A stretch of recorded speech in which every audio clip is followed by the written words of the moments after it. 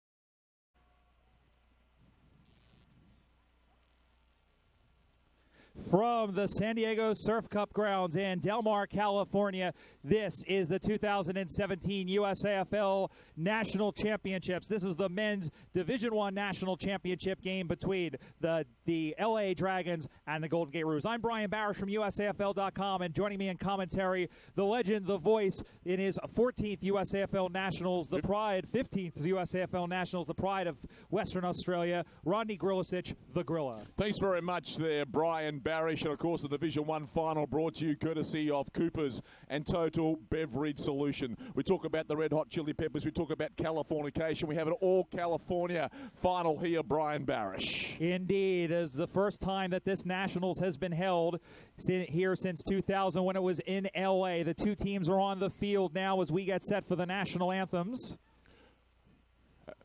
And if we can get your attention, please, there, your attention, please, as we now pay our respects to the three countries who have been represented here across this two-day tournament in the 2017 USAFL Nationals. Please rise for O Canada.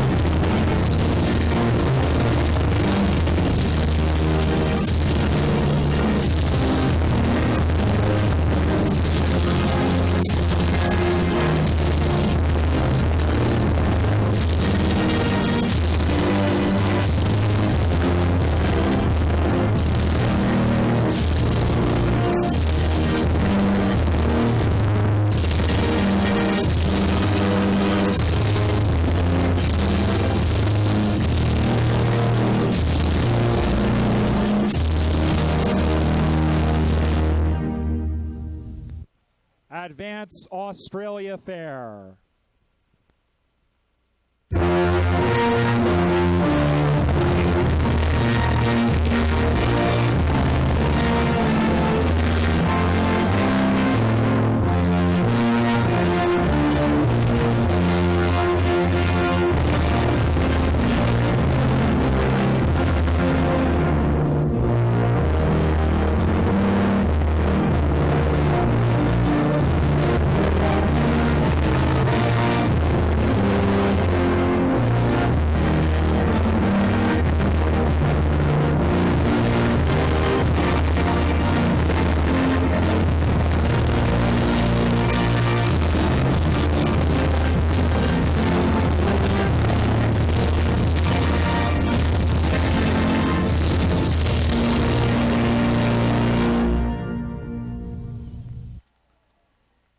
Star Spangled Banner.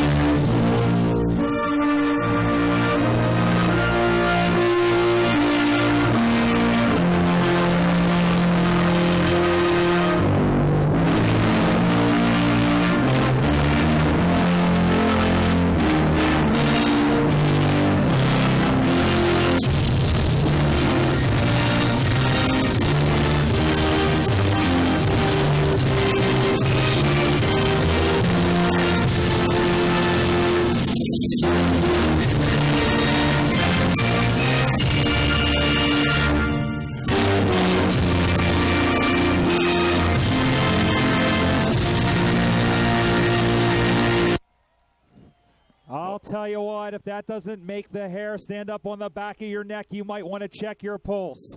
It's the LA Dragons and the Golden Gate Roos here, Division I National Championship. The Roos have never won a Div 1 Grand Final. This will be their fourth attempt, their second in a row. The LA Dragons, this is their first ever shot at D1. Yeah, they've promised so much for a long period of time now. Los Angeles, they've been around the place in Div 1, as you said. Is it going to be LA Dragons on a Sunday afternoon and LA Woman Star? Well, we'll see what's going to happen there. And the boys who are undefeated, they will not be beaten in Rose Tattoo fashion. Golden Gate, the only game they have lost in the last 2 years has been to that of the Austin Crows in the D1 final last year in Sarasota. So hang on to a partner. This is going to get rough and ready. The two best sides here at the Nationals, the cream rising to the top in Prince fashion. And who will it be? First out of the center of the ground with that fashion nugget, Brian Barish. Well, you've got Tim Linfelt from the USA Revolution and Donald Lee, also of the USA Revolution. Two capable ruckmen, two good young American players.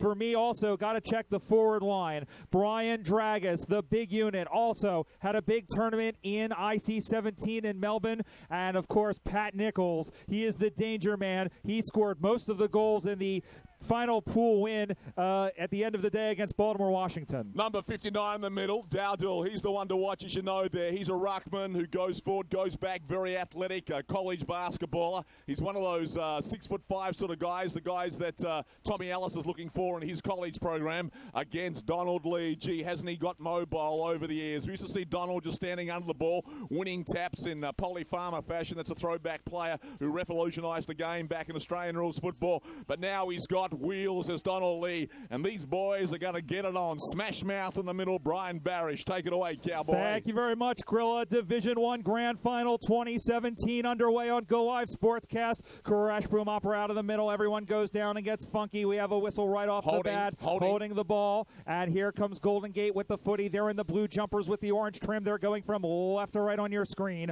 Long kick inside. Bego went for the mark. Couldn't get the footy. Big pull down there by the 53 there. The man for Golden Gate. And we'll have a ball up now. And a free kick has been awarded. Out of the back now come the Dragons, looking for a man up on that far side of the ground.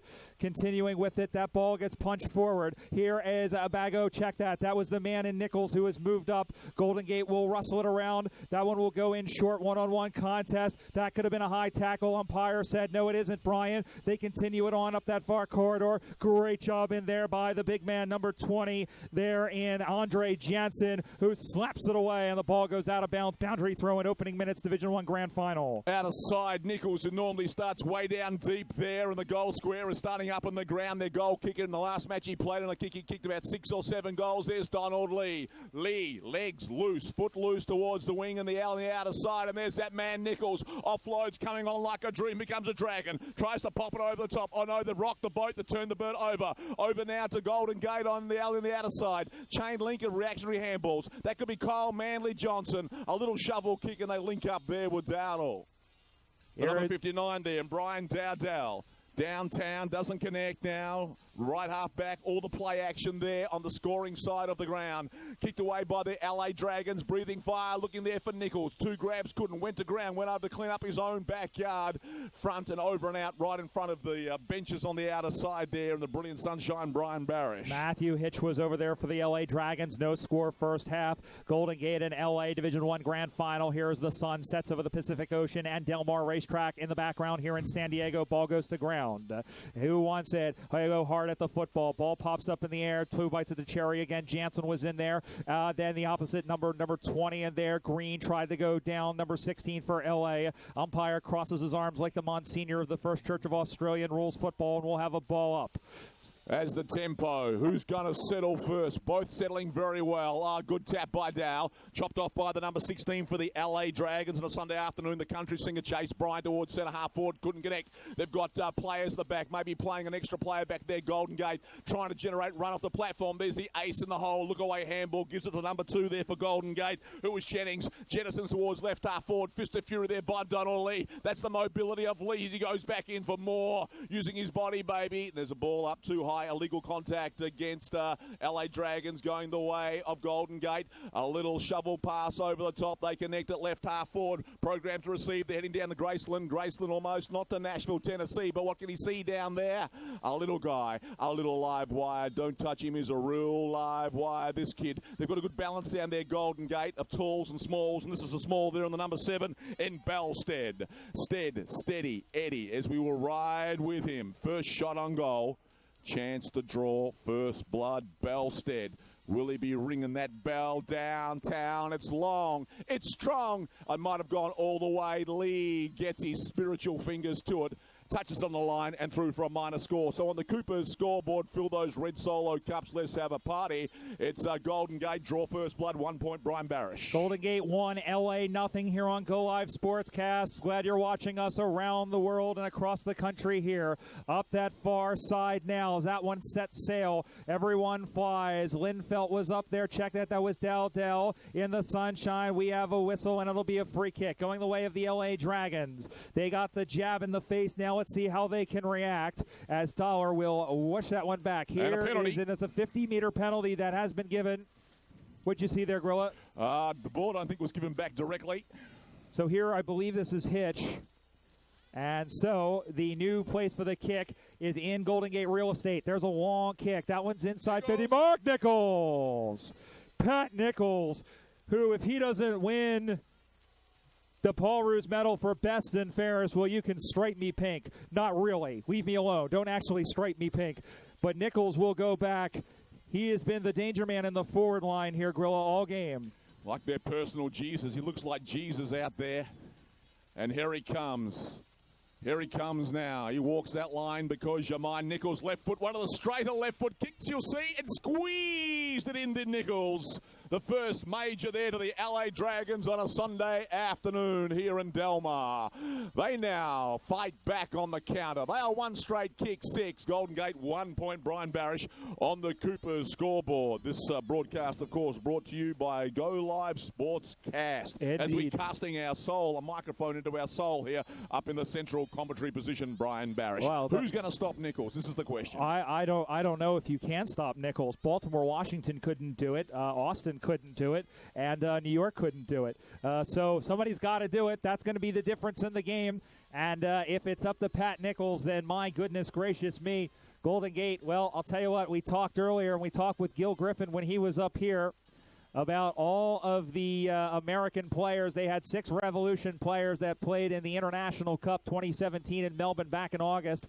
And for those of you watching on Go Live Sportscast, that is our version of the World Cup, hosted by the Australian Football League. Dowdell and Lee locked in Mortal Kombat. Ball is there. It squirts around. Being thrown to the ground there was the man in Justin Kenna. Crash Boom Operate comes out, and here comes Golden Gate the other way, looking into the forward line. Nice mark defensively, again by the man there who picked up, and Lachlan McPherson. My goodness gracious, boom crash on that far side. It'll be a free kick. It'll go the way of LA as they try to push forward once again. LA Dragons here on a Sunday afternoon, as I say, at the side door they went, but they're bereft of options, so they're going to change the location. No, will go long and strong. Big bomb, baby, there to the alley on the right-hand side. Lee sets, couldn't mark. Coming through might have been Nichols.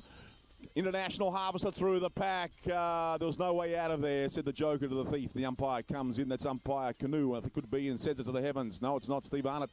Ball down. Now comes out. They got a chance. Bootlegging around LA. LA pop it over. Pop, pop, pop. Music. Do they connect? They do. On the chest. Is that Dragus? No, it's a number 4. Justin Hall. Hall's long towards Nichols. Couldn't take the mark off his chest. Goes back in for more to clean up his own backyard.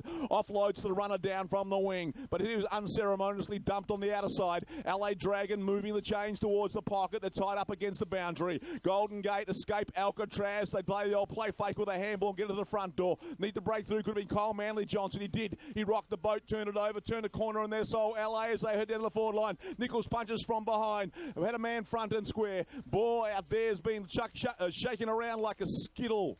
And the ball is across the face of umpire Jeff Person and over and out in the deep left level forward pocket. Deeper than Cousteau would go, Brian Barrich. Deeper than Jacques Cousteau. Oui, as we take a look at the Cooper scoreboard. LA 6, Golden Gate 1. LA 1 straight 6, Golden Gate 1 point, only 1 point. The ball will be thrown in the shadow of the LA target. Ball comes spinning back in the play. Ball goes down. It's a mouth scramble in front. Dog pile on the rabbit. Throw a blanket over 20 players. It's a rolling maul situation. LA had it momentarily, and the umpire crosses his arms and say, let's ball this one up.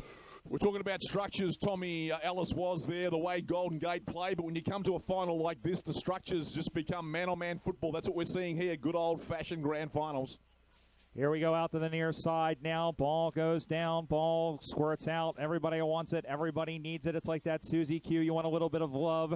Ball comes down, and now picking it up is Golden Gate. Wow, that went off the fingertips there of Jennings. Or check that was Harry Dixon. And the ball is called in front of 420,000 people here at the Cooper's Beer Tent. Let's hear some noise here as we are on live across the world here on Go Live Sportscast. That's it. They're well juiced up there with Cooper's and the biggest beer garden we've ever seen at a U.S. Nationals. Dragus bursting through the pack. Great second efforts in there. That's the 59 and Dowdell trying to make it happen there. Squirting into the Golden Gate Bridge. That looks like Chen. Chen breaks everybody. Kicks up the line. Who does he find? Oh, well positioned. It's number 15 for LA for his eyes only. Like out of some James Bond movie. And that's McPherson. And every home a Big Mac, and no one goes out back. That's that because he's going to go forward into his future. Take it on down the line. Who does he see? Well, luck is going to be a fortune. Dollars down there, and also the bald-headed freak in the number 16 for LAUC. Here's Chase Bryan, the country singer, but Golden Gate. Slow things down. The number 6 they connect with there. Who is Ryan Clark? Clark assessing his options. Flatliner, breaker, 1-9. That's Baggett reading about it and says, go fetch that. Boom, baby, boom, like a boy from the south. Nichols double team. That's the ploy on him working at the moment. Can they work it out? We can work it out in Beatles fashion. No, we can't. Is it a high tackle? It was. Instincts are right. Now Golden Gate is starting to control the tempo of Half Black. They skedaddle. Quick release. Please release me. Let me go. Are you free out there, number 6, who in fact is Ryan Clark? He says, yes, as I am free. In the land of the free and the brave. Booms to centre half forward. Oh, yes, they've just got away a little bit, Golden Gate. That's the 16 there in Warren. Danger. Whacks it towards the forward line into the open space. 25-metre line. Who arrives? It's Dowell. In fact, it's the number 30. He has a shot on goal. He shoots. He scores. Wow.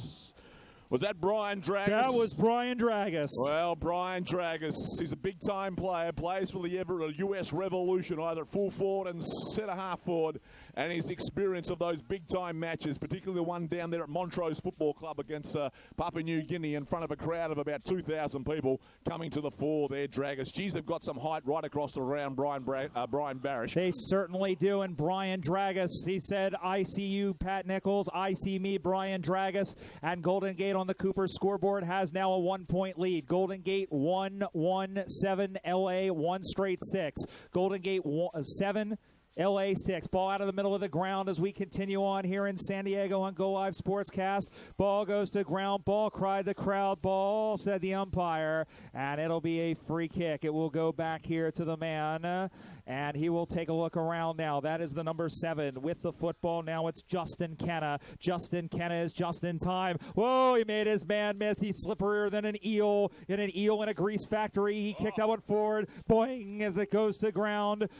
Crash boom opera as that one sent back into the forward 50. It'll go deep. It'll roll. It'll skip. It'll bounce. It'll go through for one behind. It was Hitch, the number 27, missing the right-hand side there, Brian Barish. Just like the Dutchie, and we are all tied. LA 7, Golden Gate 7, as we are all tied. Division 1 Grand Final, Grilla. Mercy Snakes alive. We've got ourselves more than a convoy. We've got a humdinger here. Now they come to the defensive side of the ground. Golden Gate trying to build a bridge to one of the hearts. Couldn't.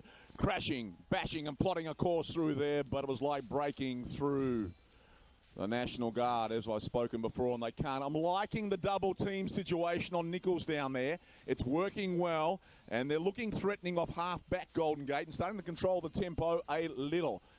And here they come again. Oh, bling, bling, money in the change. The number 99 went through there for the Dragons, who was unlisted. That's David Dollar, suddenly back at the ranch in the centre of the ground.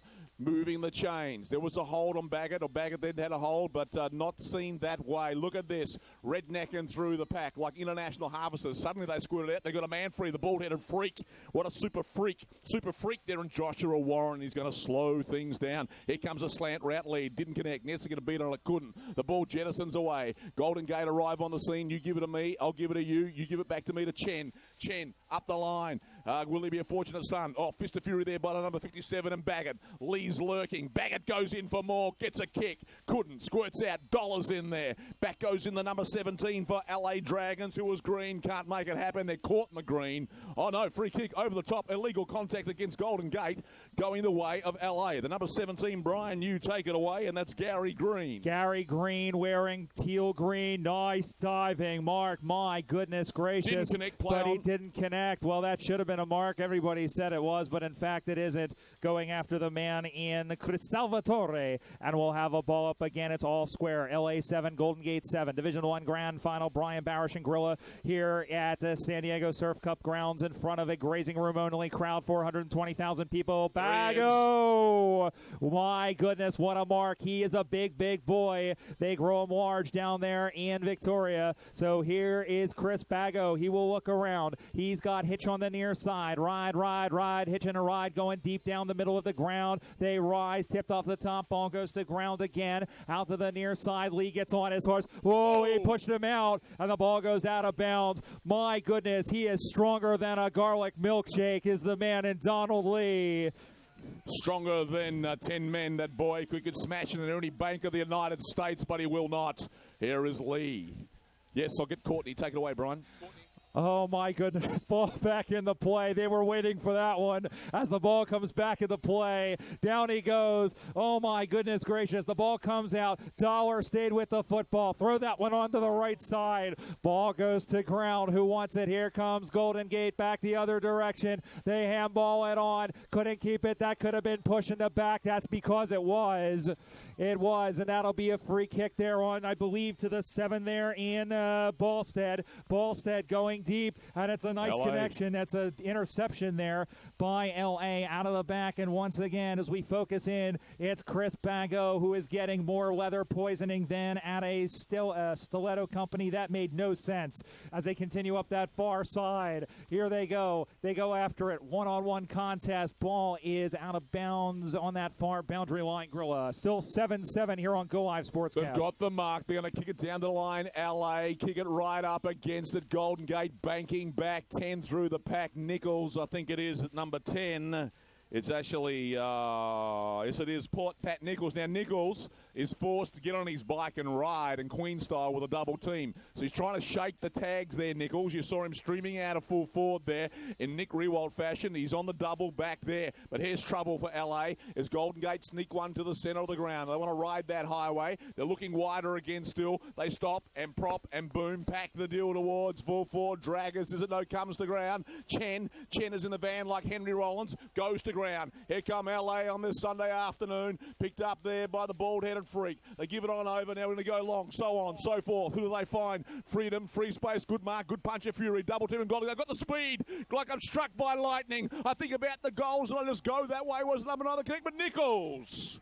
So the number 9 for LA was Ilocum, programmed to receive what's Nichols, like a personal Jesus down there, someone who shows who cares. They look to Nichols to extend the lead. Now, Nichols is a left footer, so he's right up against the beat, if you will, the boundary. But he's not one of these left footers that run through in an arc. He's one of those straight line left footers, and it's funny how impossible dreams manifest. Let's ride with Nichols now. Nichols, left foot, straight.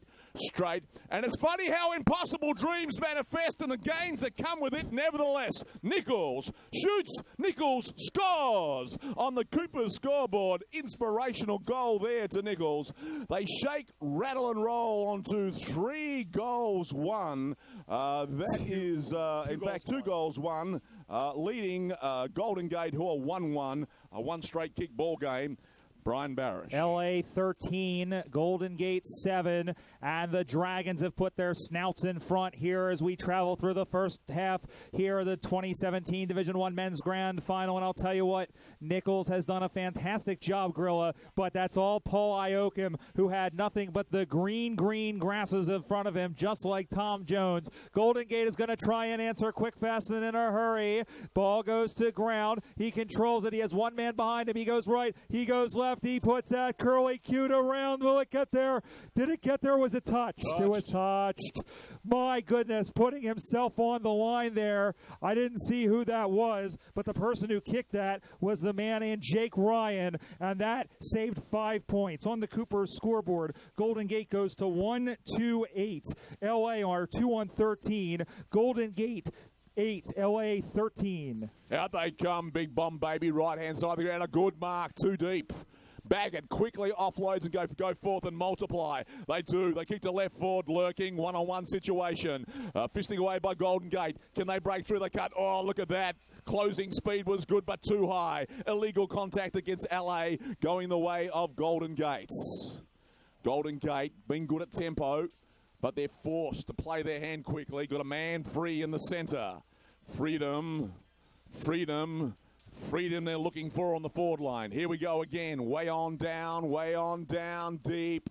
Smash the ground, front and square, 35 there for LA, you see, is Freeman. Kicks it back to Hello. One came, double team on Nichols. They got up in the back of the pack attack like this thing called Rap. There's the bald-headed super freak out there, the number 16 for the Dragons. He goes to ground.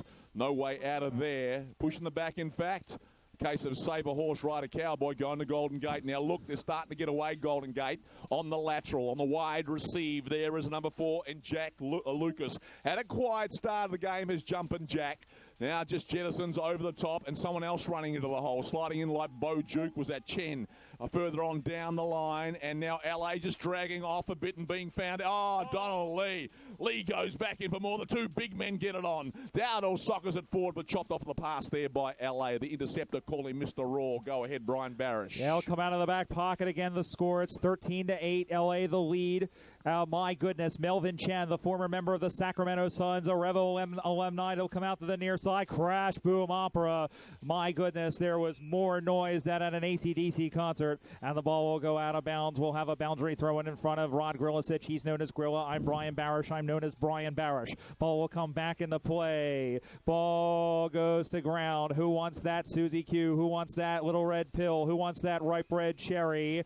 The umpire closes his arms, and he crosses his arms as if to say, I like myself, and the ball will go back into the air, and that is halftime. Put your hands together, ladies and gentlemen, for this fantastic display of these two teams from California. Let's check the Cooper scoreboard. You've got it here, Brian. The score is 13 versus 8, LA's way. Tight one here. What did you see when you look into your crystal ball there on the table, Brian Barish? It says insert 25 cents to continue. No, wait. I'll tell you what. You said it really well, Grilla. How do you solve the Nichols problem? Yeah. You double team him, and that's exactly what they've done. Yeah. But at the same time, they haven't accounted for Iokum. They haven't accounted for right. Bago. Yeah. However, they are still getting forward. Dragus got his goal. Yep. Mel Chen is working really well Yeah. through the middle of the field. Jake Ryan, Clark is as well. As you mentioned, Jumpin' Jack Lucas got off to a slow start. Still 20 minutes to go. We've seen enough. We'll know what happens. Excellent play. As you say, it's been a selfless display by Nichols. He kicked that impossible dream goal here. But Nichols is happy now to sacrifice himself. He knows he's double-teamed. He'll stream out the centre-half forward, and he knows he's got the smaller guys either side that'll get them in the after show behind the pack. The worrying concern for me looking at it is that LA then started to drop off their players a little. We saw Golden Gate there getting a little bit of freedom on this side of the ground. They've got a chance to regroup. The question mark for me now is, can LA go the distance? I think they can. I'll tell you what, if you would have asked me 2 weeks ago, I probably would have said no. But seeing them play over the weekend, having seen all these Nationals, Grilla, it's how you show up on the day. And look, I mean, everyone said Austin was the number one team. LA beat them. So we'll have to see what happens. I think that it's going to be decided by less than a goal. That it will. Should we take a short break? We will. I think that's a good idea. We're going to step aside. When we come back, it's the second half of this one. You're watching the USAFL National Championships here on Go Live Sportscast.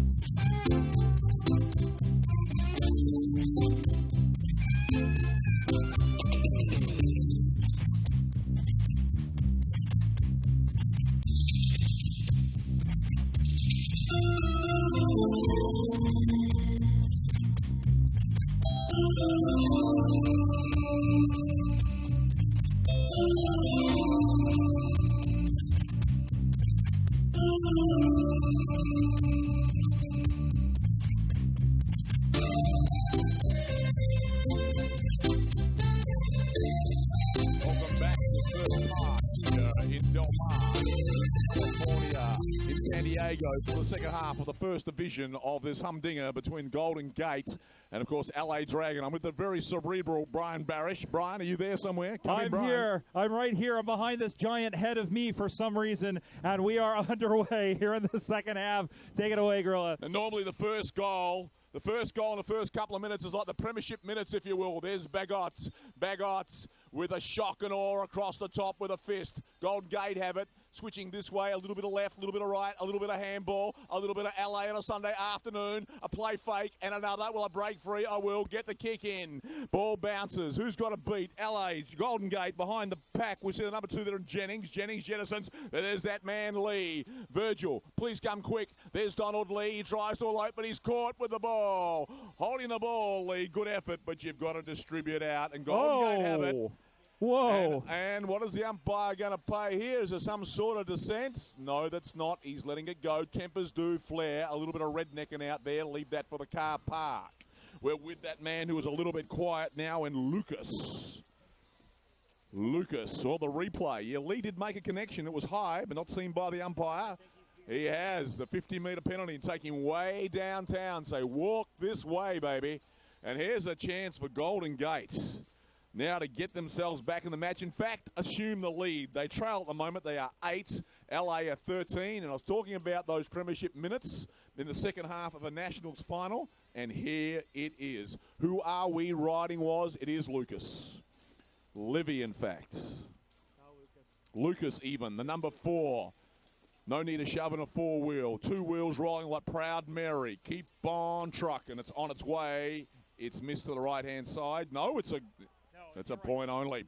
Jeff Person signals a point down there. They creep a little bit closer. 9 now plays 13. LA's way, Brian Barrett. Everyone got really, really excited, but it's back to within 4 points. 13 plays 9 as we go on up on that far side.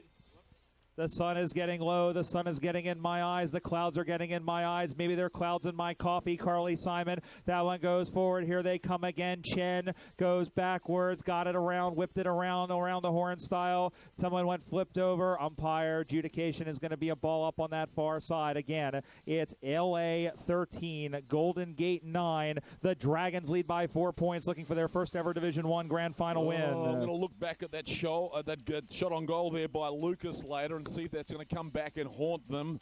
They trail still by less than a kick. Again, Golden Gate again with a long-range bomb, baby. Big bomb on its way to lead there, front of the pack attack. Who's going to wrap it up there at the bottom? Too low for 0. Golden Gate, spinorama handball back towards the danger zone. Cleared out by LA on this Sunday afternoon. Went the distance. Who's travelling in there with speed? Oh, there's Kyle Manley Johnson dancing like a dandelion on beneath the hill on the pine. Goalwood, offhand, Jeff Pearson says, and through for a minor score. Now they're getting a little bit closer now. On the Cooper scoreboard. 10 Golden Gate versus LA, who are 13. And they are creeping back a little bit closer now. 13 plays 10 here on Go Live Sportscast. Glad you're joining us. The crowd is building. They are filling their cups with Coopers and filling their hearts with great footy. This is developing into a good one as that one goes up high. Ball goes to ground. And the ball will go out of bounds as Timmy Linfelt got a big paw to it. The umpire will square up in front of Ron Grilla. Said she's Grilla, the Urban Cowboy. I'm Brian Barish. That's Brian Barish. Ball comes back in the play. Lee went high, collided it with his own man there in McPherson, and then they win the football there. Here's Downtown with a long hospital hound pass, the long looping ball. He finds Clark. Clark goes into a one-on-one contest. Ball goes to ground. Ball hits the deck. Dragus is in there working because that's what Dragus does. Ball goes to ground, and that looks like a rugby mall situation. They're claiming that the Dragon player on the ground there, and believe that was the 57 in Baggett, went in and dragged the ball in. The umpire said, Ball goes back in the air now again. The attacking side for the Roos. Ball is down. Ball is tackled. Is that ball? Yes, it is. Jeepers Creepers. Where'd you get those eyes? Yeah, it'll be a free kick, and it will come to the man turning around there. Whoop. Yep. And here, well, I lost him. Here's just where the umpire is. Lining on up, Sweet Low, Sweet Cherry-O. It's the number 2 for Golden Gate. Going forth to carry this home. Jennings, he's got the payload, explodes off the boot. Shoots to thrill, shoots to kill, does Jennings. They reassume the lead. Golden Gate move on to 16. LA 13 on the Coopers scoreboard. And now starting to get away from their opponents, Brian. This is what worried me about LA. The fitness is coming through with Golden Gate. 16 versus 13, Golden Gate back in front, which has been the scoring end of the ground all weekend long, without the wind or with it. That's the southern or Baja California side of the ground. And I'll tell you what, Golden Gate, one thing we didn't talk about, the Roos have the experience of playing on this stage here before, when you have over 1,000 people drinking beer and watching you play. And here on the big stage, here on Go Live Sportscast, ball goes back in the ground now. They dive in after it. The man there, Ian Lucas, lost the football. It's a giant silhouette collage, and we'll have a ball up in the middle of the ground. Golden Gate were the Santa Cruz Roos. They made it to the grand final in 98 and 99, lost both times. 2016 they lost. They won the Division II grand final back in 2005 when they beat the Philadelphia Hawks. I wasn't playing for them yet. That's why they lost. Ball comes high in the air, knocked down again by Lindfelt, and now here they come the Roos. That one goes into the pocket, 101. Nice mark. My goodness, that might be the mark of the day, and it went to Harry Dixon. Dixon, the night they tore Dixon down. No one's going to tear Dixon down in the daytime. Kicks up the line. LA at the bottom of the pack. Attack. Here comes Golden Gate. They're just seeming to be able to skedaddle away. They shoot the thrill bow to the forward line. Oh! Excuse me while I kiss the sky. Brian Dragus is at the number 30. The national centre-half forward and the designated centre-half forward for Golden Gate. I don't think I've seen him play a better game. He's pretty consistent. Just catching the replay now like a leaping lizard in the air. Dragus, as he makes that lonely walk, darling. Dark shadows follow him. It's off the boots. It's still alive in the pocket. Thumped off hands. No points, just an over and out deep in the pocket. Right full forward pocket there for the Golden Gate Roos. What a mark, what a mark, what a great mark that was, Brian Barrett. He got higher than Joe Cocker on that one, ladies and gentlemen, as Brian Dragus. He looks like Joel Danaher, and he plays like him too, even down to the caterpillar on his face that just turned into a butterfly when he came back. I'm talking about his mustache. Ball comes back into play now. They scramble after the football. Golden Gate still up by 3 points at 16. LA has 13. Ball goes to ground. Umpire has picked out nothing. He's going to say, gentlemen, let's ball this up. Everyone disperse. And the zone defense you can see of Golden Gate locking it in the forward line. I hate zone defenses. That's I'm all about man-on-man football. And what's happening here? There's a holding against LA, back behind the play, picked out by the umpire, and Golden Gate now, another shot on goal. Now, when you're holding on to your opponent, you know that your fitness is gone. You don't want him to go anywhere. It's in the hands of the number 59 there in Dowdle. And Dowdle has a shot from about 40 metres. Because I'm yours, I walk that line, baby. And here he comes in Johnny Cash fashion. Makes absolutely no mistake. From 30 metres out from goal, shoot to thrill, Dowdle. So on the Coopers scoreboard now, Golden Gates are getting away. They want to get away in Lenny Kravitz fashion. They are 22 to the LA Dragons 13, Brian Barish. My goodness, the Golden Gate Roos. They have never tasted the sweet champagne or grape juice or Coopers or whatever you want to fill that cup up with. I don't want to know what you fill your cup with, but in any event, they are 9 points to the good. 22 plays 13 here on Coopers Field, here at the San Diego Surf Cup Complex, here on Go Live Sportscast. And here we go, some more. What will LA do? They've had Pat Nichols. They've had the rest of the team, but they haven't had the sway of play. Umpire says, let's go that one up in the middle of the ground. Here we go again. Again, Golden Gate up by 9. Where is Timmy Lindfelt? Where is Donald Lee? Where are my pants? Here they come out of the middle of the ground. They pass that one back. Here come the Dragons. Nichols. Looking for Nichols. One-on-one. He got position. Dropped the footy off of his fingertips. One-on-one contest, and they'll lock that one in. I'll tell you what, it's like watching a train wreck. You could just see it coming, but he just dropped the footy as he just placed it in front of him. Yeah, he had a chance. Ball up there. Every moment's another chance here. Who's going to be powerful in the principal of moment? Socket away in Beckham fashion by Golden Gate to the center of the ground. 25 you can see there for LA. In fact, is Jackson. I like Jackson. They skedaddle through the pack. Backdoor man, legit. Legs it through. Interceptor, Golden Gate. They kick it back to the highway and they connect. Programmed to receive there is the number 6, and that could be Ryan Clark and Tempo.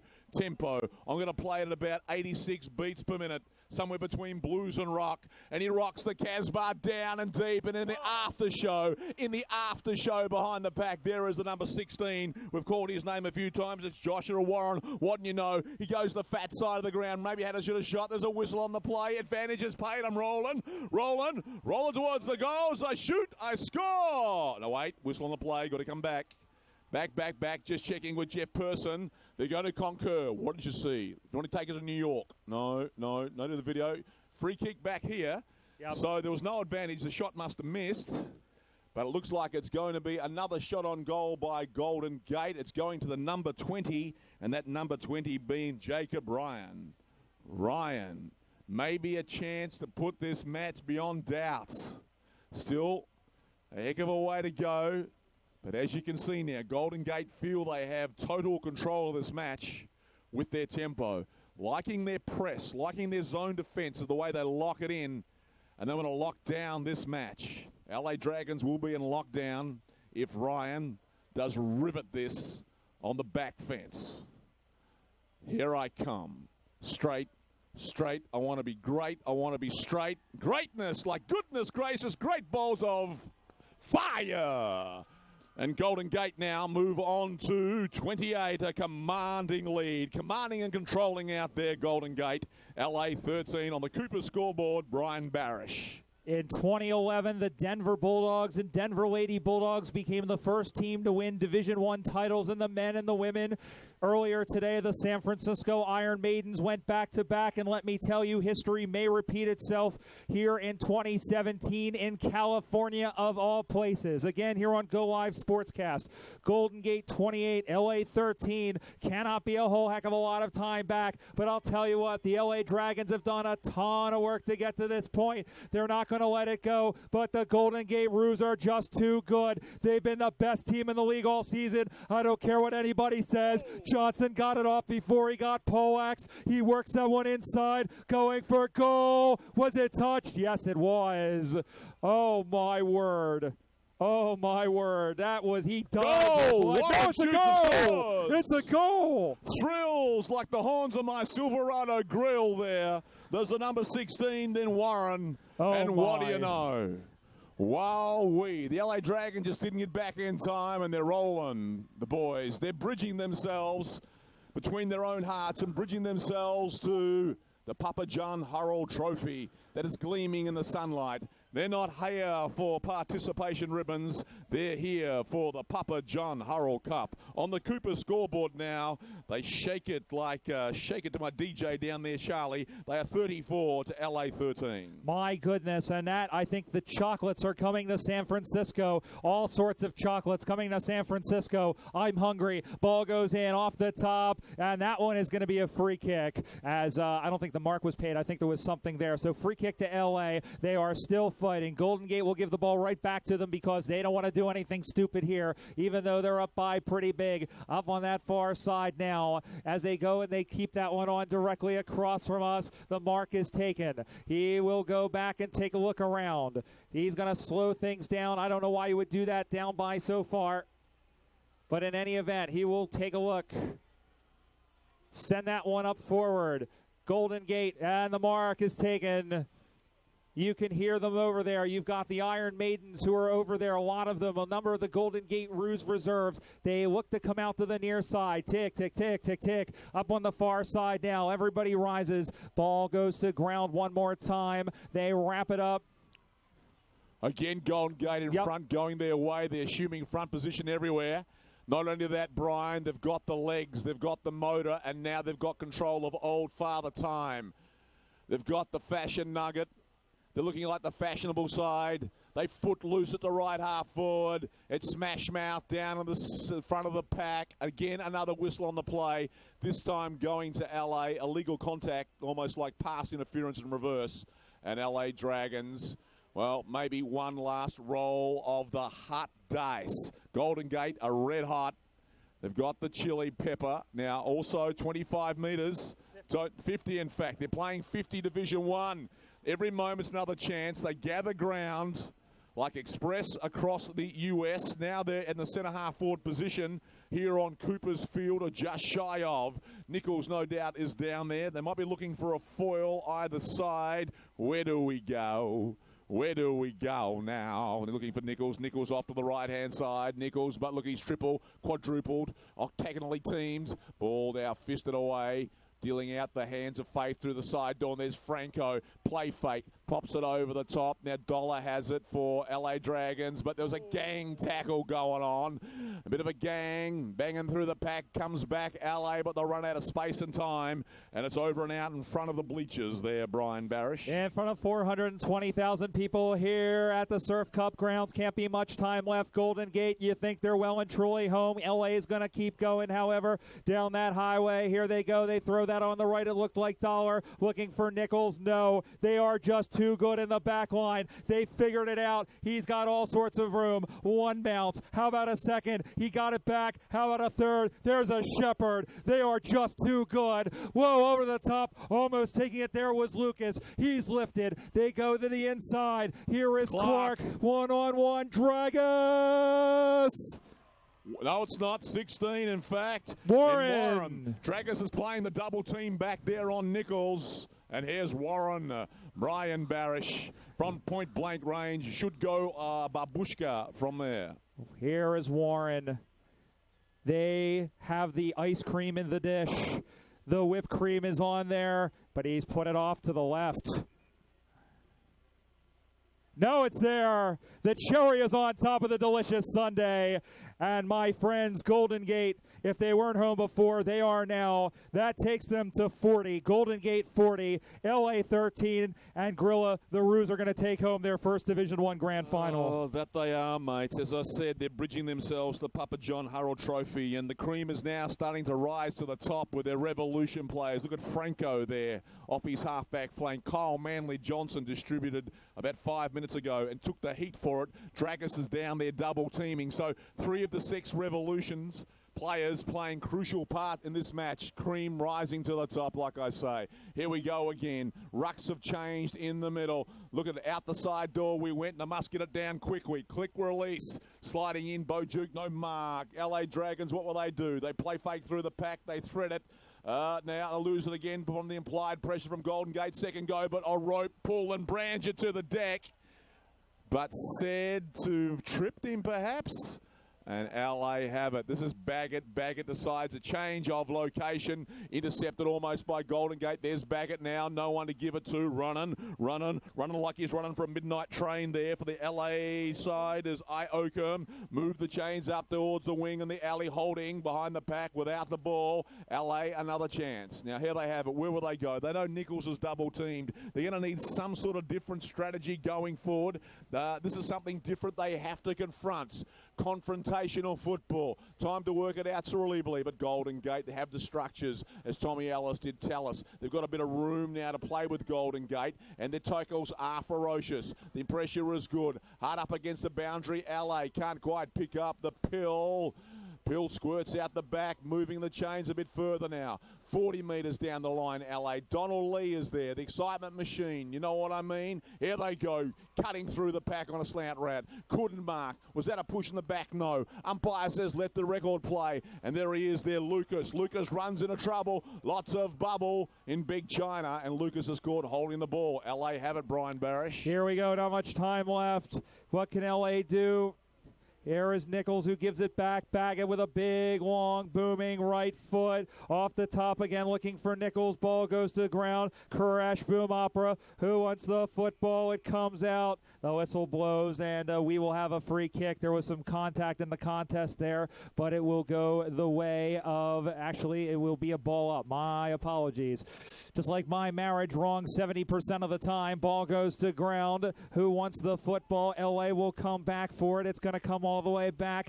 Who wants it? Into the middle of the ground, looking there for Jansen. Andre Jansen with a little juke move, throws that one onto the left. It's a wounded duck of a ball, tipped off the top, and now Golden Gate will rustle that one through. They lead 40-13. They have things sewn up, you would think, but LA is still fighting. He's thrown to the ground. That's holding the ball. My goodness. And so L.A. will take it, and they will try and go forward one more time. That's Georgievic, but it's full time! Full time here at the football.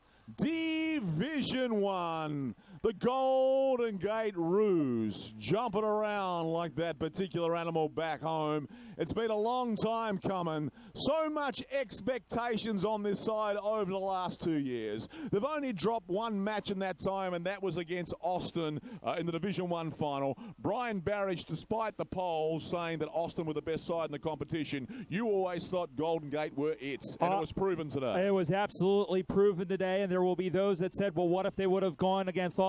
Well, to that I say, there's an old Yiddish proverb, if my grandmother had a beard, she'd be my grandfather. But guess what? The San Francisco treat, the double treat, because the Maidens and the Roos did it. Yeah. However, Dragus, Ryan, Milt Chen, my goodness. And Kyle it's those Johnson. Players sometimes in a final too, Brian, you know, you look at your rock stars, superstars out there, but it's your other players too from 12 to 18 like Chen stepping up and being a prime mover, which actually did it for them too. So they're lesser likes, if you will, came to the party. But here's the other side of that. We said we literally sit here and asked, what are they going to do? A double team was the one that did it, and my goodness, the Golden Gate Roos are champions of Division 1. And think about all the teams they've had in the past, all the players they've had in the past. John Ironmonger helped start this team back in the day. The founder of the team, Big John, Big Bad John. Let's get that score check there at the end of the day, if I can just set my eyes across. Well, we know the margin. It was 40. Well, in fact, the totals were 40-13. 6-4-40 to 2-1-13 on the Coopers. Total Beverage Solution scoreboard, Brian Barish. My goodness, and that was very good. And you know what? Let me tell you that game was close. We were sitting here, and I'm thinking, it's got to be like Denver and Seattle in 2009, some of the other grand finals that we've had. But Golden Gate with a finishing kick. Once they neutralized Nichols, that was it. That was the end of it. But you know, we were standing here last year, Grilla, talking about Golden Gate, how they come back next year. How good has LA been? I mean, how good have they been? Look at the players: Dixon, Hall, Kenna, Iokin, who started that one. Nichols. I mean, you know, he was double team today, but Herculean effort, and he's still going to be in contention for an MVP during regular play. I think he might get. The Roos medal. That's what I thought. Now let me ask you this: all these good performances. If you were giving out the medal, who would you give MVP for too? Gee, that's a very, very good question. You know, I did like as I said, oftentimes, like you look at Hooley for Richmond, Basher Hooley, who stepped up in that particular game when Richmond played. You've got your Dustin Martins, you've got your Rances and so on. Hooley stepped up and did a big game. In the same fashion, I like Chen's game. I like Chen's game too. I don't know who to give to. I almost have to say give it to Brian Dragus, but Chen played really well. Yeah. He got a lot of touches. I remember he was when he played for Sacramento, and he was on that 2014 team that beat Philadelphia. Well, the other thing about Dragus too, I mean, Dragus is always there. You look at him, he's superbly built. He's built like Koutafidis. This, without doubt, is the best game I've seen him play. He's always been very, very, very consistent. But this is the first game I've seen Dragus actually step up and take the bull by the horns. A miraculous mark down here at centre-half forward, and then in a flash, we saw him back there double-teaming on Nichols. Absolutely. I mean, he's versatile. Yeah. He is. I mean, he's tall, and tall men can do just about everything. And that's the game Tommy Ellis has been looking for him to play, so he's going to go to a different level now as a player. Absolutely. Well, that's just the way it is here, Grilla. as the Golden Gate Roos are Division I national champions, and we'll give some of the other ones real quick, some of the recaps. The women's Division I champions. And now we're moving down for a presentation, a live presentation too, of the Papa John Hurrell trophies across all divisions. We'll be rocking down there pretty soon. And what's going to happen, Brian, is I'll be opening up the show and handing the conch over to you to roll through all the divisions and all the awards. So I've got a succession plan. And before we let go, real quickly, Grilla, thank you for all your hard work this year. The great commentary, as always. It's like music to my ears. Seriously, I'm going to hear it ringing in my sleep for the next year and a half. There's a lot of Griller, I must say. You're unfortunate you got me in your first call, mate, but it's held you in good stead. There is no doubt about that. But let's thank a lot of the other callers as well. There's Troy Thompson, one of them. Gil Griffin. Peter Holden, who is down there getting interviews from Girls Play Footy. Thank you very much, very mate. Very astute, traditional caller, Peter. And Tommy Ellis coming up to join us. Chili as well from L.A., as well as Bren Miller as well. Yep. And Millsy came up and joined me at one time. Yep. So and the guy from the Sparks. Rob Novotny. Rob Novotny. And also Catherine Smith from Melbourne, who jumped on with Peter Holden over on the So it's really side. great. I mean, it's my 15th tournament, mate, and the USAFL have been very, very good for me, and this is something I look forward to. We're one big family here. The friendships. What about the extrapolation or the exponential growth here? I mean, we're talking about the biggest competition ever, in the world. Extra division and an extra ground. And I mean. And part of it has to be this beautiful city of San Diego, and our thanks to the San Diego Sports Authority, the Surf Cup grounds. But Don James, too, the operation manager, I must say. I mean, he's a one-man army. We came out here, there on Wednesday, getting a little dirt on our hands. The numbers grew. You were out doing your bit on Friday. Yep. But Doran James played the Irish. We sadly did miss Irish this year. Yep. But Doran James, unflappable. So more power to you there, Doran, and thank you very much, brother, wherever you are, and a happy birthday for yesterday. There's a lot of cogs that make this machine work, and if that one fell out, the whole machine would fall apart. Don't forget Coopers. Absolutely. And California was the place in our time of need back in the year 2000 when Silverchair was serving it up. Without that particular sponsorship, we would not be here today. You're absolutely and Coopers, right. Michael Shearer and Rebecca from Total Business Solution, we thank you. Absolutely. Well, we're going to get down off this giant thing here, and we have some trophies to get out. So the award ceremony will happen here in the beer tent area. Grab yourself a prime seat of real estate. We'll be right back to hand out some hardware right after this.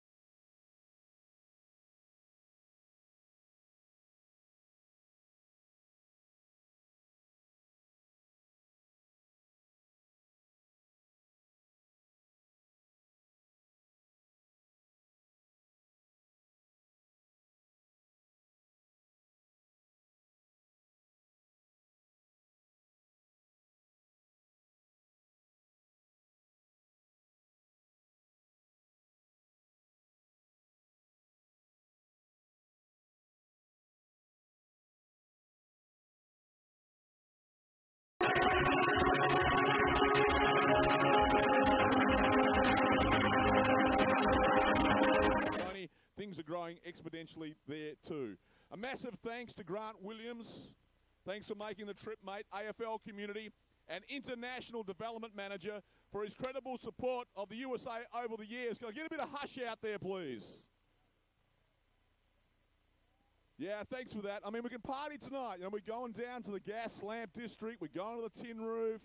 Get down there. We've got plenty of time to party. Get that red Solo cup up, fill it out with Coopers, and hold it high.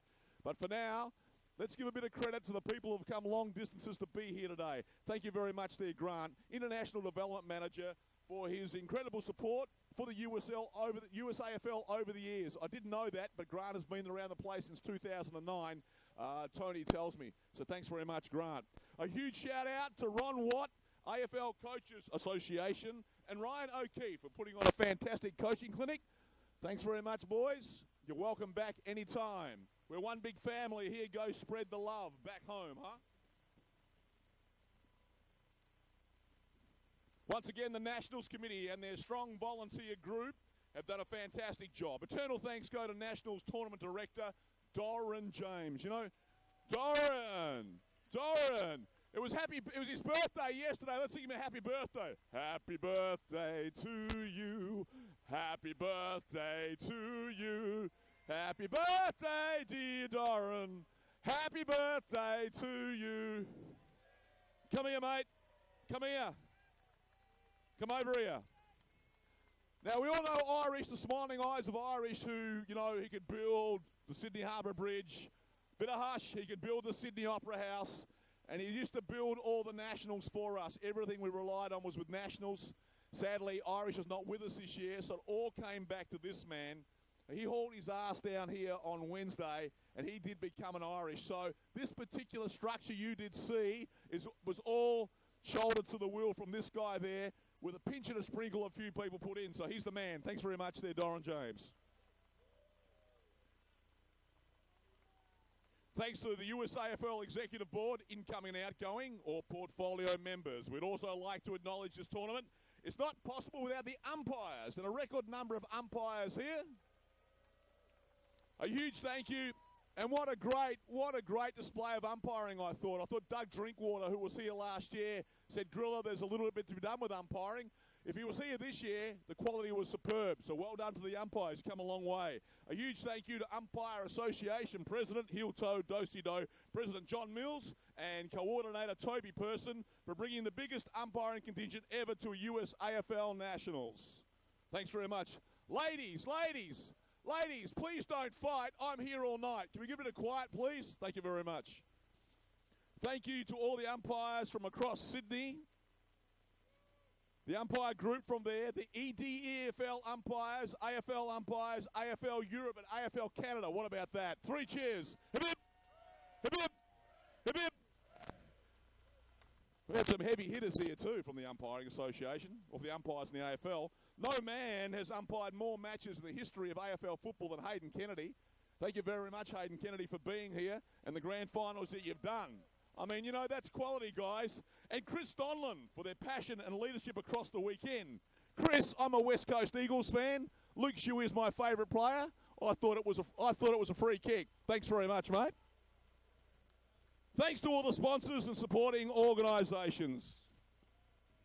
Thank you to Kevin Regis of 4 and 20 Pies, Toast Catering, for feeding us on the weekend. 4 and 20 Pies. Need to round out. Bit of hush out the back there. Party time later. I'm here for the party. I'm not going to stop till I get enough either. And Gretchen Wilson style. Thank you. Throw your weight around, Chet. Get in there. Have to put Brendan Miller on a few people out there. The professional fighter. Thank you very much to those guys.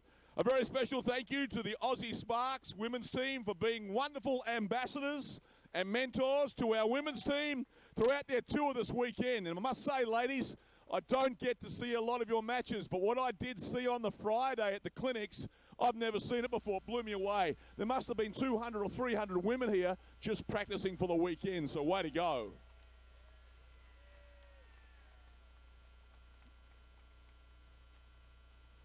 My good mate from Fremantle, he hates the spotlight and he's going to kill me for this. He thought it was all over on Friday night. The Tony Fairhead, a lot of hush please. This program has been amazing.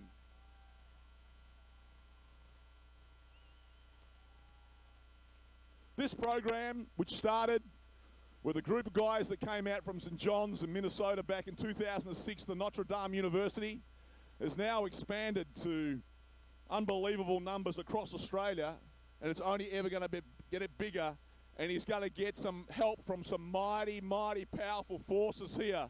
So have a listen to this.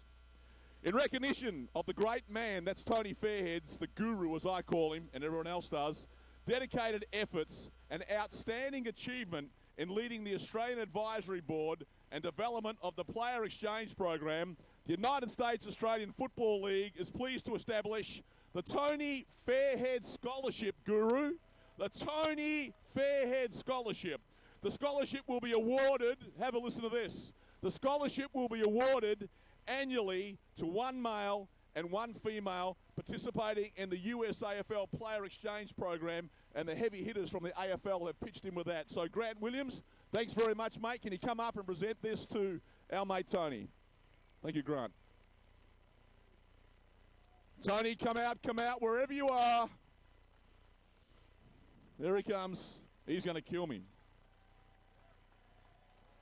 Tony.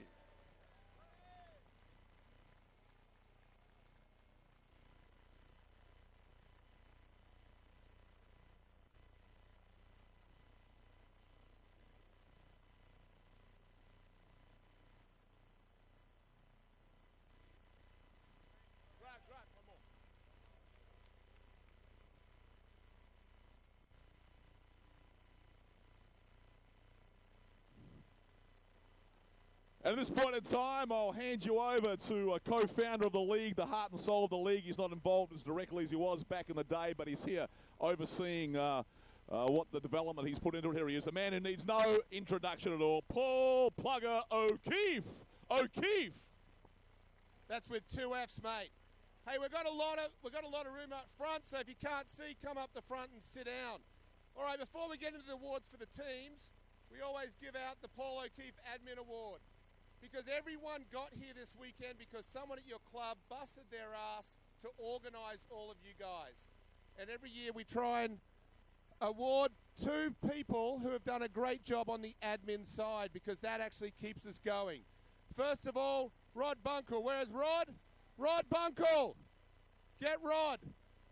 Rod has taken over as the leader of the Advisory Council in Australia. We want to recognise him for everything he did for the Revolution when they were down in Australia in the Freedom on this year's International Cup trip. Particularly everything they did .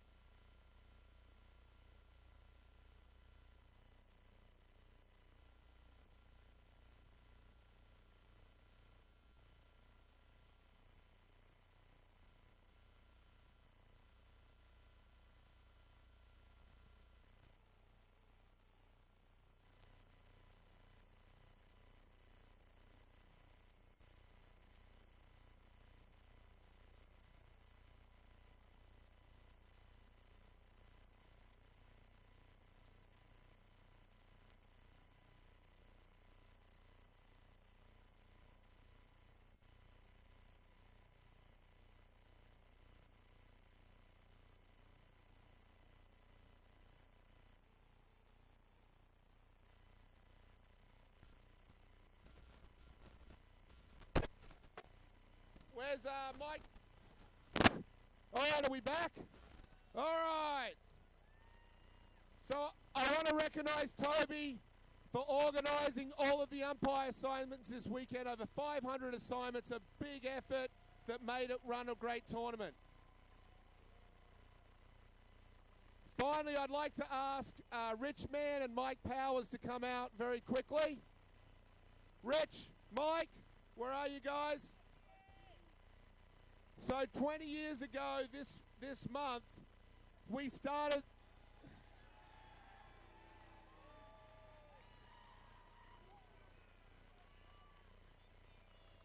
Where's Rich?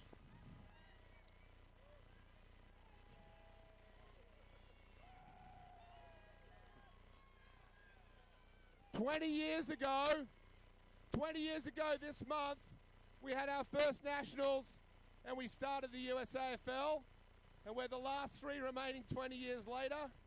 And to what it's become today is unbelievable, and I want to thank Rich and Mike for being part of this journey with us, and keep on kicking. Grilla, over to you.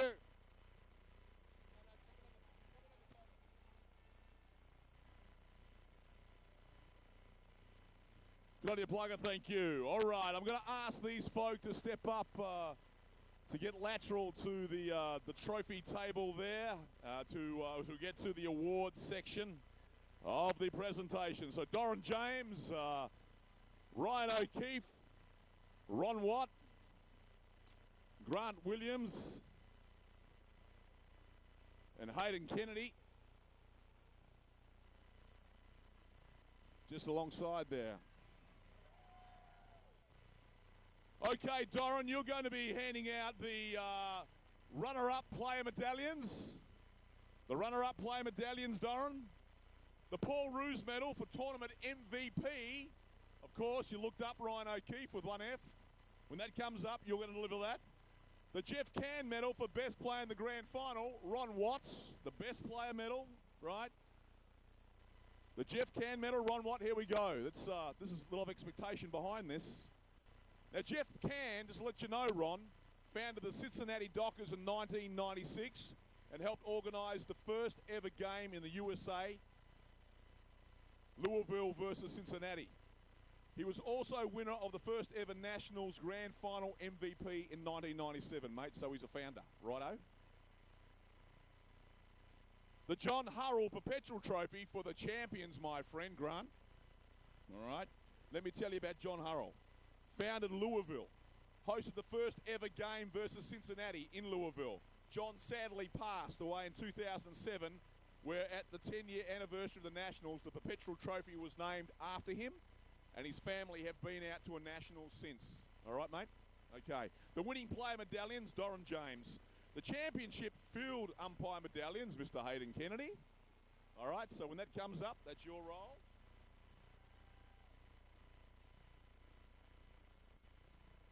Now, there's a bloke that walked up to me many, many moons ago and said, Grilla, I think that I have got what it takes as a play-by-play guy behind the mic. I said, yeah, mate, I'm an Aussie, I'll give you a go. No worries. The problem was, he started imitating one certain caller. I said, no, Brian, just do it your way. To this way today, I'm honoured by this bloke because he still has the same sort of synergies, uses some of their own references, and created his own. He's an outstanding caller for a bloke. An outstanding caller as a bloke who's called a bit of footy back in the day.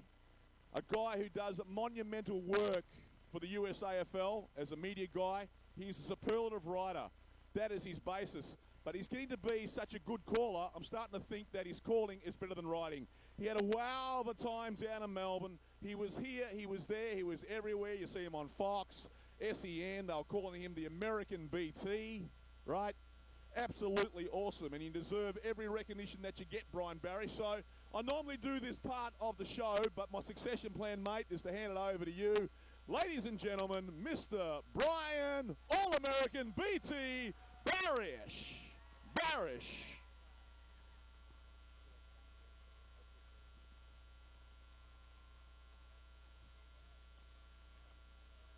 Thank you, Grilla. Before we give out some hardware, I want to take a moment, firstly, to thank all of the callers that you heard this weekend. Gil Griffin, Peter Holden from girlsplayfooty.com, Chili from LA. I still don't remember your name, mate, sorry. Tom Ellis, Troy Thompson from World Footy News, and of course the legend, without I wouldn't be here, the Grilla. Also me, I guess. All right, let's begin with the reserves division. This is the first time that we've ever had a fifth division, and thankfully we could accommodate it. Also known as the old farts division. No, I'm just kidding. All right. We begin the reserves division with the Paul Roos Medal for best and fairest. This is a guy who has run over many teams at the senior level. He ran over a lot of teams this weekend and is an alumni of the Revo program. from the Austin Crows, Noor Jangir.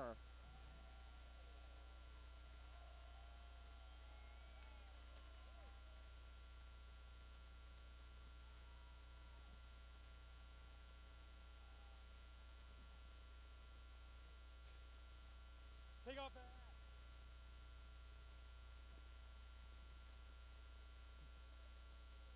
The Cooper's Medal for most consistent. From the LA Dragons, Matt Morgan.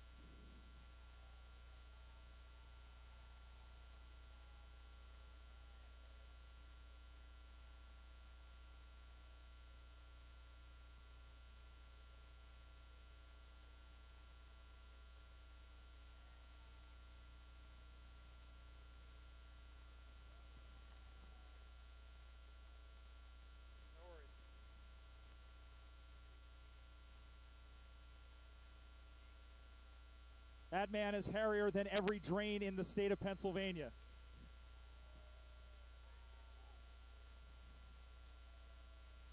The Hayden Kennedy Medal for Grand Final Umpiring, or as Hayden Kennedy calls it, the Me Medal. Please show your appreciation for umpires Anthony Hendry and Jake Bateman.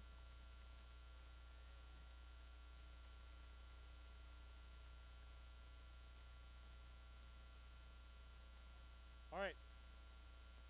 The Jeff Can Medal for MVP in the final. We don't have a name, just a number, number 23 from Austin. Yay.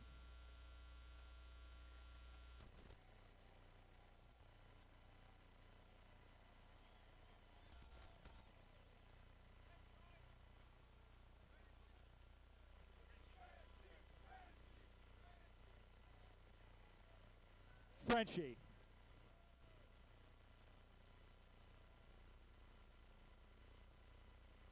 The runners-up in the reserves division. How are they going to get all this hardware home? The runners-up, the Golden Gate Roos.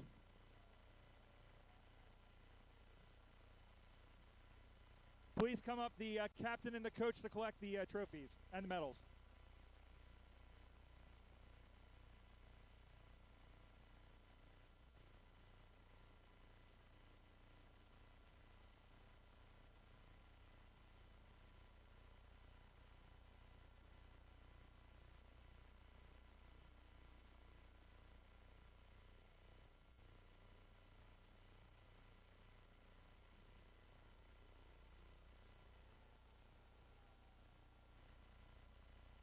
And the team that beat them by a score of 7-6-48 to 3 straight 18, the champion of the reserve divisions, the Austin Crows.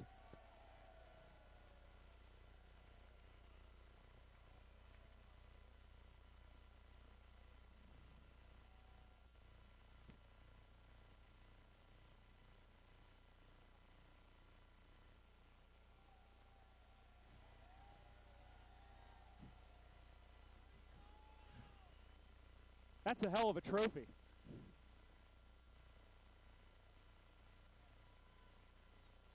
I'm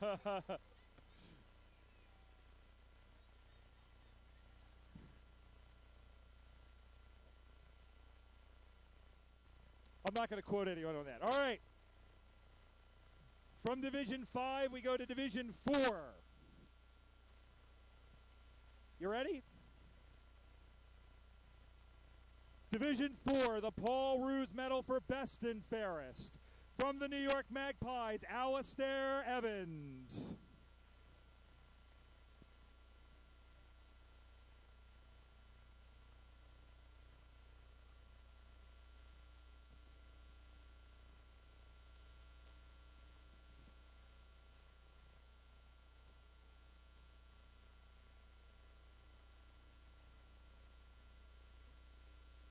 The Cooper's Medal for Most Consistent. Hear ye, from the Des Moines Roosters, Josh Judge.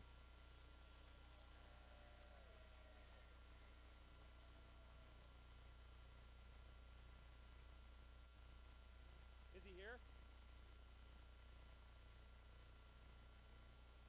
Sure, no worries.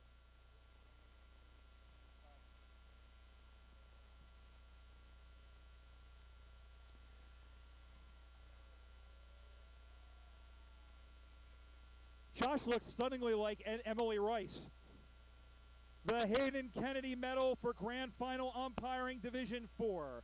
Please show your appreciation for umpires Ian Kafka, Niels Lodge, and John Enright.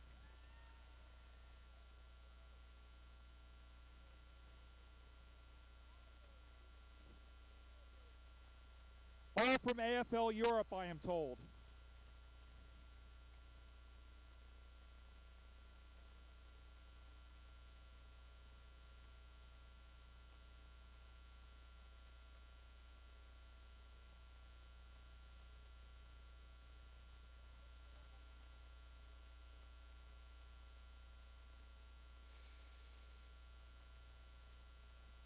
The Jeff Can Medal for MVP in the Grand Final from the Oklahoma Football Club, Jacob Goodrick.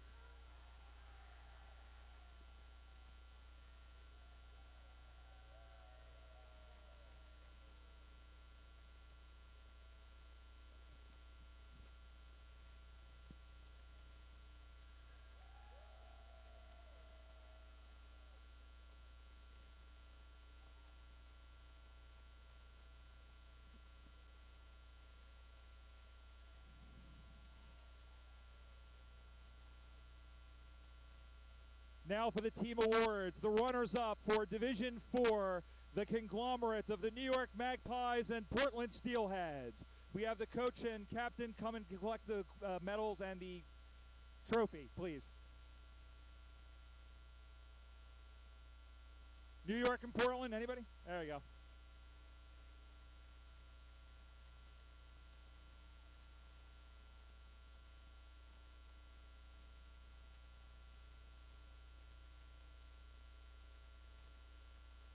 They started out about 7 years ago. They expanded a couple of years ago to other parts of the state. And in their first official tournament as a combined side, there's nowhere to go but up. Well, even further up. Defeating New York and Portland by a score of 6-11-47 to 1 point, the Oklahoma Football Club.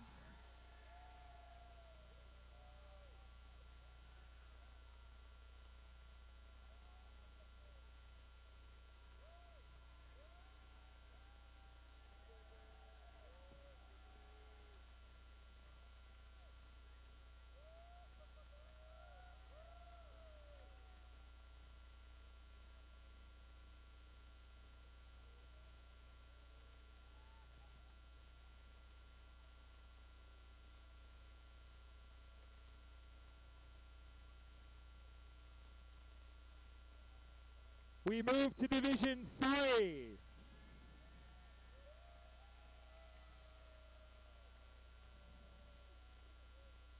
All right, we move to Division 3.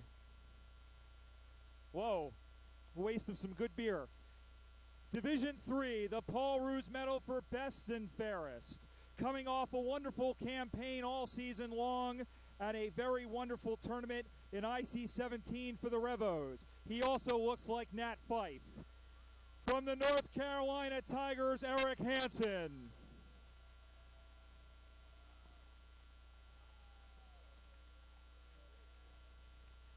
Settle down.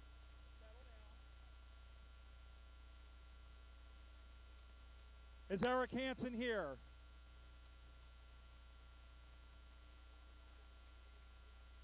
All right, we're going to move on. The Cooper's Medal for Most Consistent. I don't remember the last time the last time that they won a medal but a team that is growing, that is very, very tough, and a very hardy football club from the Baton Rouge Tigers, Michael Cussin.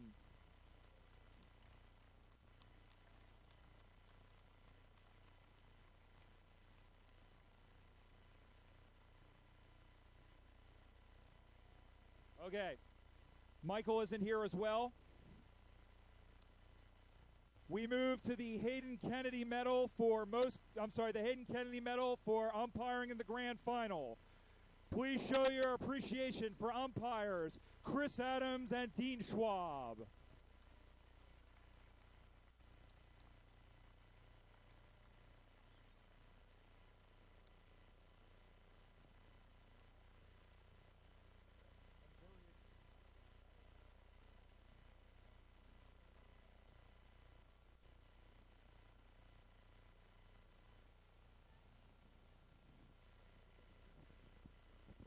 the Jeff Can Medal for MVP in the final. I am very impressed by this young man, and I hope that we see him wearing colors for the Revos very soon. From the Seattle Grizzlies, Alex Jessup.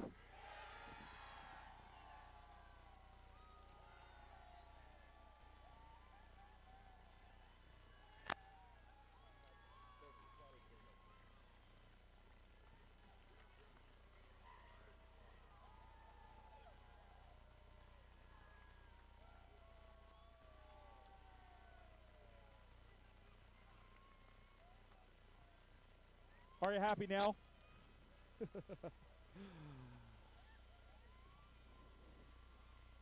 Now the runners-up in Division III, a team that was one of the teams of the decade for the first decade of this league.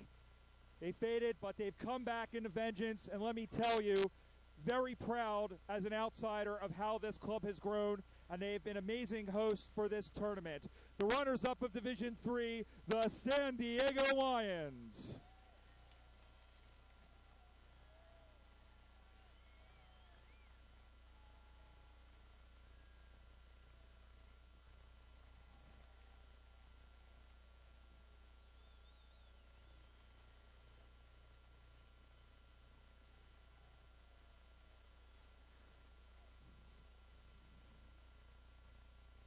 And just as it's been exciting to watch the growth of the San Diego Lions, it's been great to watch this club, which was Division I, drop down, and come back with a vengeance, and take home a very deserving title in a very, very exciting game.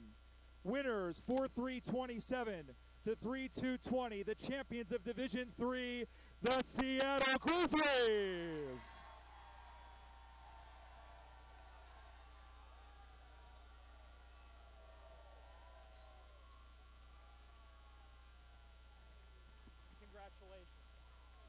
No worries. Congratulations.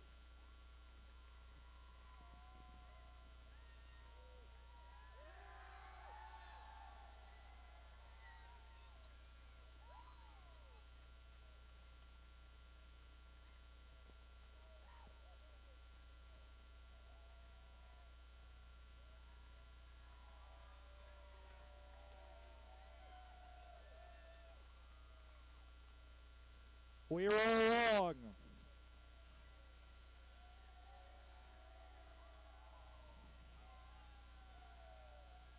All right, Men's Division II. We begin with the Paul Roos Medal for Best and Fairest. From l'Essence du Quebec, Patrick Efting.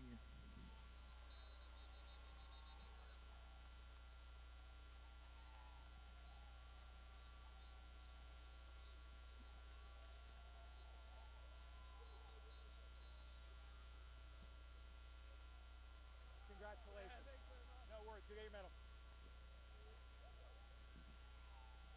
Congratulations, mate.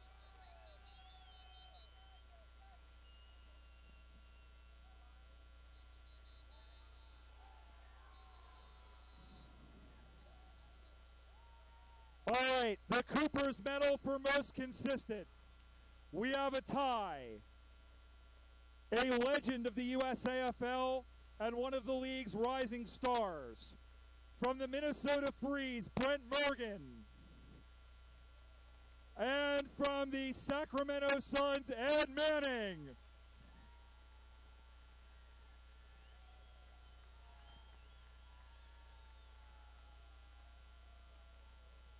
Congratulations, mate. No worries.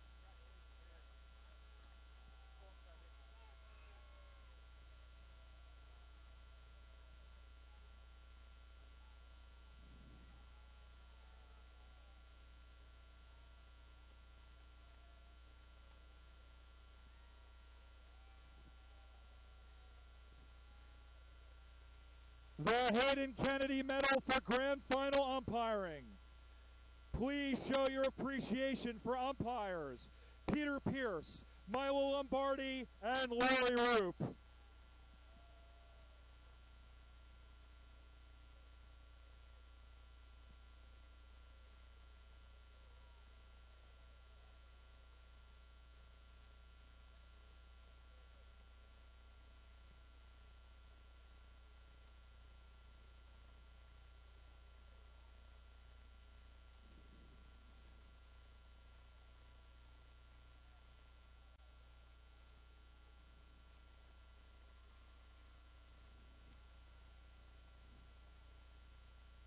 The Jeff Can Medal for MVP in the grand final from l'Essence du Quebec, Patrick Efting again.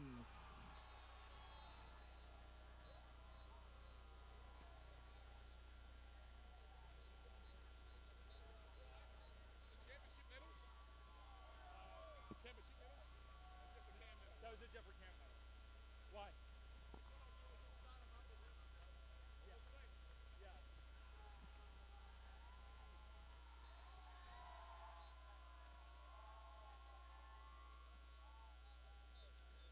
The runners-up, a team that was a fixture in Division I, dropped down to Division II, but played a great tournament, as they always do. The runners-up of Division II, the Orange County Bombers.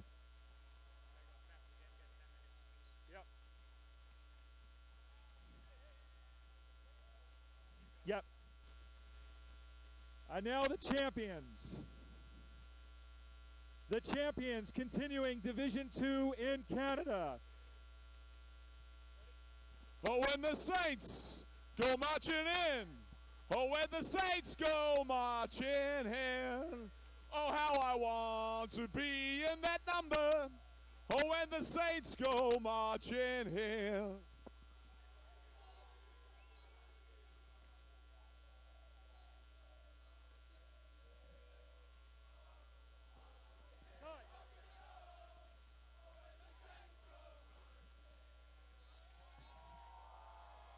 All right, we're going to move at lightning speed now.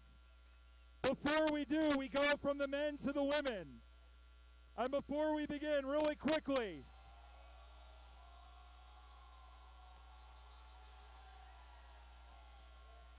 all right, before we begin, 3 cheers for the ladies of the USAFL. Hit up! Hit up! Hit up! All right, Women's Division II. Women's Division II, the Paul Roos Medal for Best and Fairest. Last year, it was most consistent, but Best and Fairest from the Columbus Jillaroos, Katrina Scherer.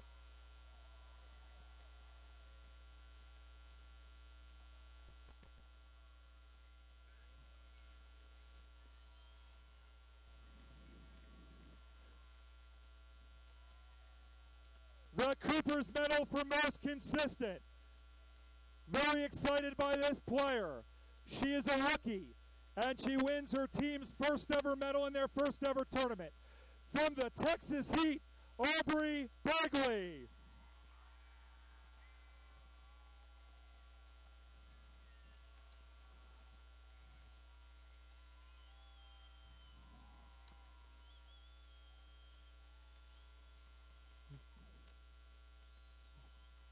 The Hayden Kennedy Medal for the umpire of the final game.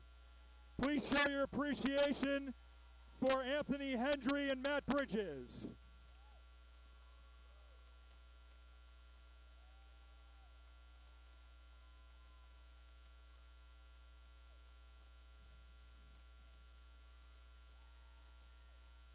There was no final, but this will be awarded to the MVP of the final game.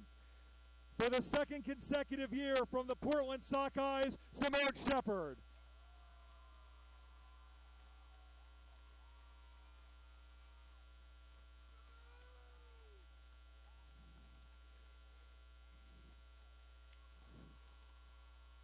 The runners-up. One team is their first season, and they have grown magnificently. The runners-up of Division II. The LA Dragons, the Arizona Hawks, the Des Moines Roosters, and San Francisco Iron Maidens. Go get it, go get it. Quick.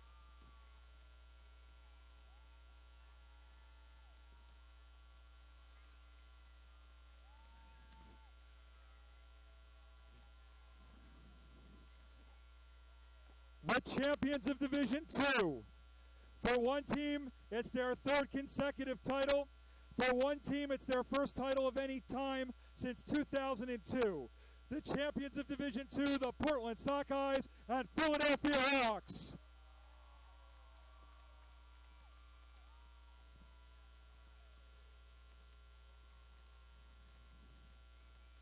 All right, Women's Division I. Women's Division I, the Paul Roos Medal for Best and Fairest. For the third time, from the San Francisco Iron Maidens, Carly Smolak.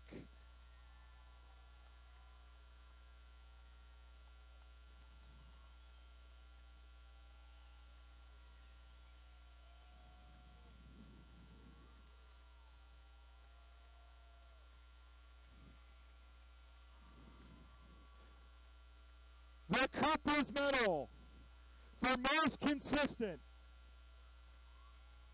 We have a tie for the Cooper's Medal from the Denver Lady Bulldogs, Tawania Clark, and from the New York Magpies, Natalie Wolf.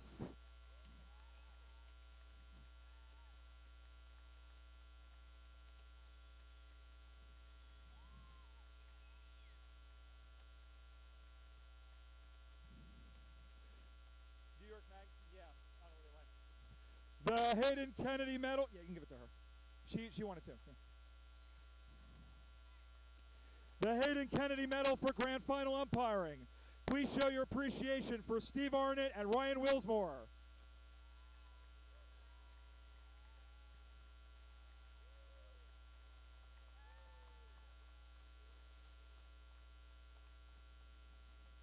The Jeff Can Medal for MVP in the Grand Final. From the San Francisco Iron Maidens, Elise Gallagher.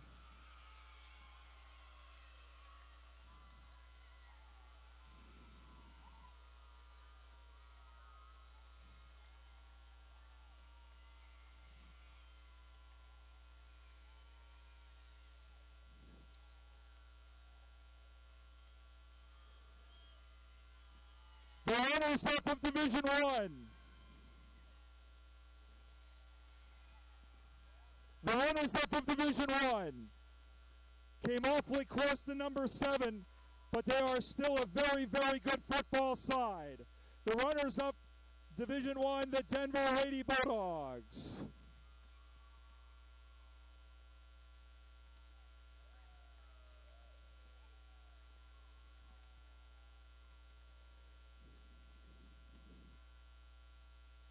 There was a lot of questions asked before this tournament, and they answered every single one.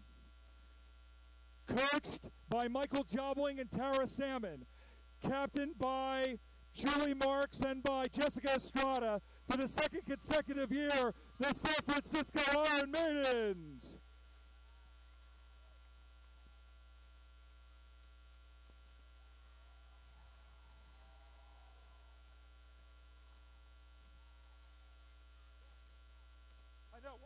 As I can. All right, Division I, Men's Division I.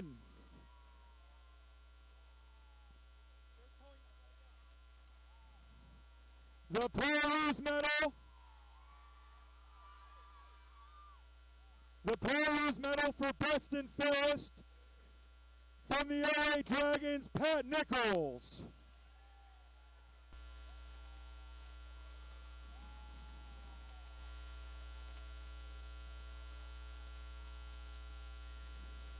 The Cooper's Medal for most consistent. The Cooper's Medal from the Golden Gate Roos, Benjamin Dalbell, and from the Dallas Magpies, Jacob Williams.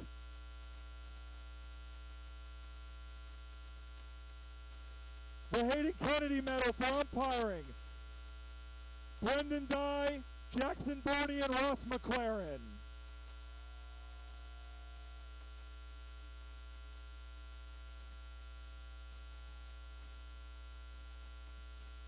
The Jeff Can Medal for MVP in the Grand Final.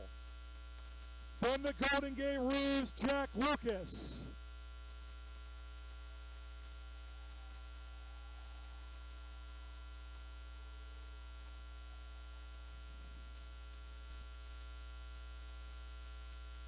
The runners-up of Division I. In their first ever appearance, their best ever appearance, the runners-up of Division I, the Los Angeles Dragons. Yep.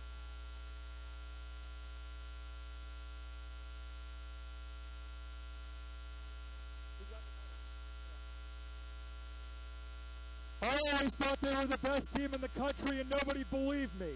They proved me right today. The champions for the first time ever in Men's Division I. The Golden Gate Roos.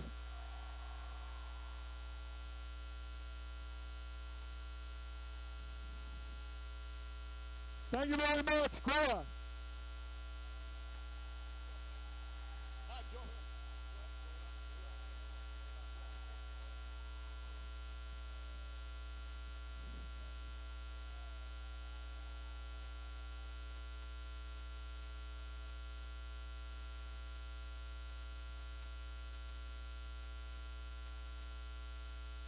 Okay, ladies and gentlemen, thank you very much for your attendance here today on the 21st edition of the USAFL Nationals. The sun is going down in the west and going down on the show.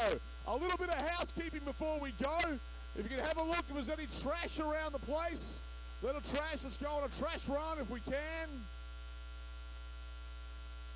So you've got to be mindful of that. And tonight, the Gaslight District at the Tin Roof. Make sure you make your own way. No shuttles. Don't drink and drive.